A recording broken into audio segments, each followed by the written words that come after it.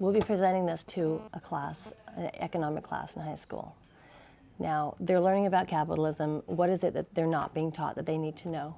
One of the things that's always surprised me is how buy a CD, but there's no reason why you can't share CDs, right? And so there's no reason why a class of 30 students can't have a library of CDs as a class rather than their own personal collection. Get them to think about ways that their consumption patterns can also be, connected with the consumption patterns of their peers, and then they all save money. They all get what they want. Well, I wanted to give some kind of background on consumerism. Well, you can give a background. Like, can you okay, wrap let that me show shit you up, my B? notes. I could probably do this in 3 minutes. Well, talk it. Right now, I'm not gonna read it all. Run through it right now. Okay. I got a message. Damn. He's okay with peer pressure. No, because I'm gonna do it slow. Okay. So, a background on consumerism. The questions you want to ask ourselves. So why are Americans living outside of their means? Why are we bombarded with media to shop? Why do so many Americans spend and want too much? So what we could do on an individual level is we can try to understand the difference between needs and wants. We can separate spending from our sense of worth and our identity. We could try to find a reference group where low-cost life is socially acceptable. We can try to stop shopping based on rewarding ourselves or our moods. And then collectively, we can have lending libraries and communities versus everyone having their own thing, like having our own lawnmower or whatever. We could try to band together and put pressure on companies that exploit third world countries. We can change holidays to be less about buying and material gifts, more on tradition and possibly making our own gifts. Just to put it out there, I'm not a negative person. I don't like drama. I try to see the best in people. I'm very open, with things, but I am frustrated with my group because I know for a fact the other team, their chemistry works really well. They have good communication, and I think we could do even that much better if that were the case for my team. So it's just hard because Sean John, granted he's busy, but that's on his own accord. We all are busy. We signed up for this show. And getting a hold of him is it's just so hard. Like email, text, phone, he takes forever to get back to you, and I don't know, it's just not conducive to a good working relationship. Nate and I, we have similar working styles.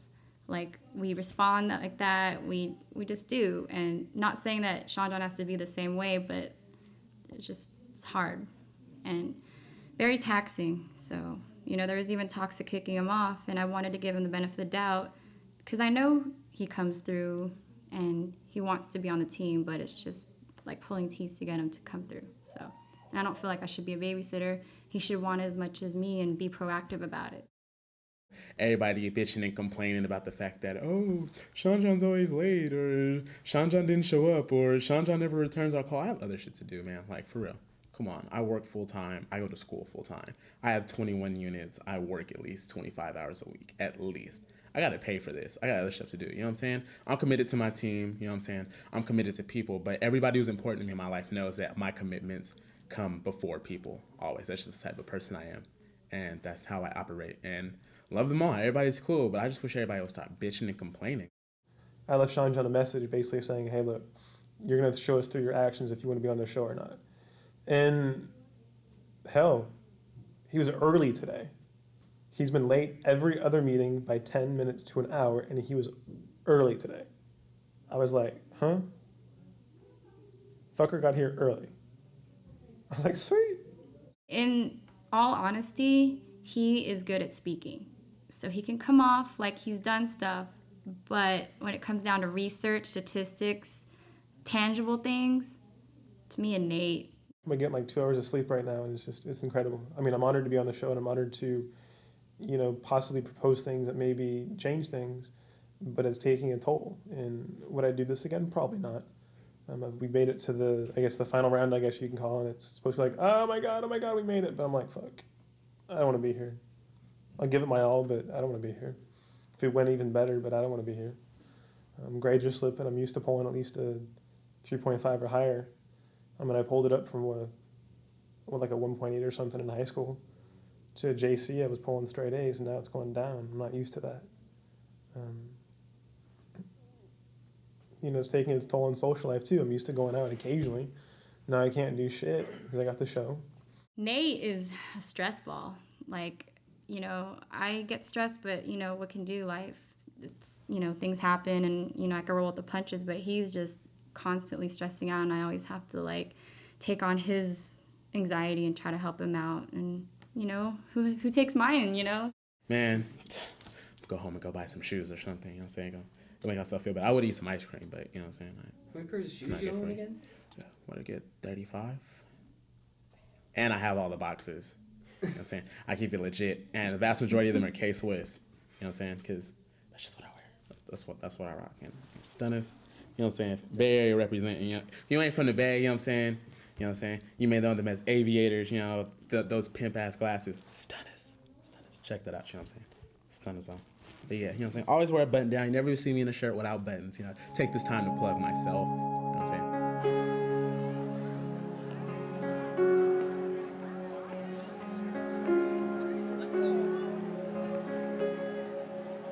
Hi everybody, my name is Faith McCarthy, and these are my team members, Andrew and Renee. And today we're here to talk to you about consumerism, particularly overconsumption and how it's affecting the world around you. 3% of the world, us Americans, are using 25% of the resources, and that's not fair. So what can we personally do to lessen this inequality? Recycle. Recycle, what about you? Reuse. That's right. And reduce. Reduce. So today a lot of manufacturers, companies, and advertisements try to target our intangible feelings, which are feelings of happiness, by saying that if we bought that scarf, we'd be happy because we now own that scarf from the Old Navy commercial where they're singing. Or if we bought that sweater from the tile company, we bought tile from them, so we're happy, and we have this sweater now. So that's a lot of the tactics that these advertisements try to use for us to become consumers in our nation. So right now, just yell them out. What are some of the tangible items things that you can touch, things you can buy like a scarf that would make you guys happy? iPods. Cell phones. iPods and cell phones. So by the age of 20, which, I mean, you guys what, 17, 18? So about 3 more years, you would have watched over 2 million commercials so far. Average credit card holder is in debt about $5,000 in credit card. If you pay it off before it's due, they won't charge you interest. Hopefully you'll have one of the cards that doesn't have an annual fee. Okay, you want to look for cards that don't have an annual fee. And I would advise only getting one credit card. The more credit cards you have, the more trouble you can get into. We had to come up with 2 definitions of good life, with money and without money. And one that we came up without money is spending time with your family and friends and the ones you love. Love, happiness.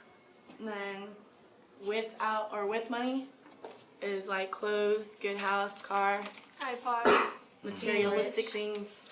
So basically, part of what we learned is that, you know, the United States makes up 3% of the world's population, and yet we're still using 25% of the world's resources. And part of that's like making it not fair for the other countries that have less. Since we have more, we're using more. Other countries have less, they don't get as much as they need, you know? Okay, the way that the game is going to work, each team has buzzers. When Andrew asks you a question, first team to buzz in gets first chance to answer that question. You guys push the button, see how that works. You guys, everybody on your team will push the button to get it out. Okay, we're done? No more buzzing. So no more buzzing. Okay. Ours doesn't. Who's buzzing? First question. Which of the following is comparable to the size of a typical 3-car garage? A basketball court, a McDonald's restaurant, an RV, or the average 1950s home? Guys. Basketball court. Wrong. Question. What distinguishes a renewable form and a non-renewable resource? Who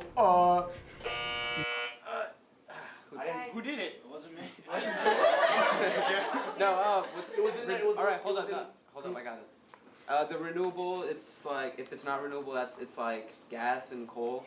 Okay. Because you can't make it up again like in your lifetime. That's right. That's right. So what? The difference between this and a class, one of the big differences is that we have real-world application here. So it's not just, you know, you read a book, you write a summary, or you look over the material. You actually have to do something with it. So for us, we had to teach a class. And so it was actually really cool. I mean, it makes you look at other aspects of the subject, not just learning about it, but how are you going to teach that to somebody? How are you going to reach those kids?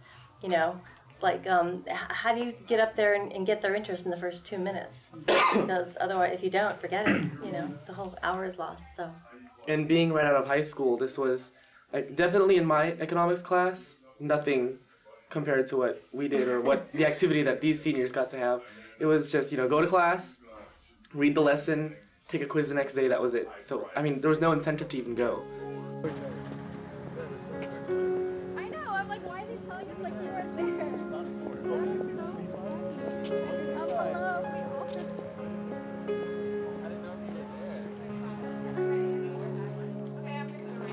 So today we want to give you the tools to become conscious consumers so you can make the right choices. And this is important for you guys because one day you might want to own a house. And I'm not sure if you all know how important your credit is. It follows you the rest of your life and it can open doors for you. So one thing we want to keep in mind is we're not here to judge anyone or make anyone feel bad about the purchases we make. My name is Sean John. I'm originally from Pittsburgh, California, Pittsburgh High School, class of 03. And my favorite material possession has to be my cell phone. All right, my name is Kadisha, and I'm originally from San Jose. Sorry. But yeah, and I would have to say my cell phone too. I can't live without that baby. My favorite material possession is definitely my computer. I do absolutely everything on my computer. I wouldn't be able to function without it.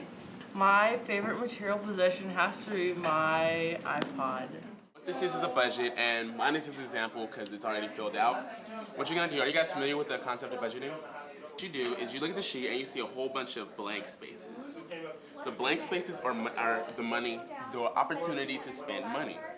You have the opportunity to spend $64,333 in any way that you like. In your first month, what did you spend the most money on, Danielle? Probably a new car. New car. Rob? Clothes. Shopping. So basically, what's happening is right now, you're all the father, because we're all boys, we're all men, right? We're all men. So you're the father, his name's Demu. You got 5 kids, and he's a construction worker. Okay, you're making $1 a day, and you work 7 days a week. So that means you work 365 days a year, making $1. So it means you make $365 a year.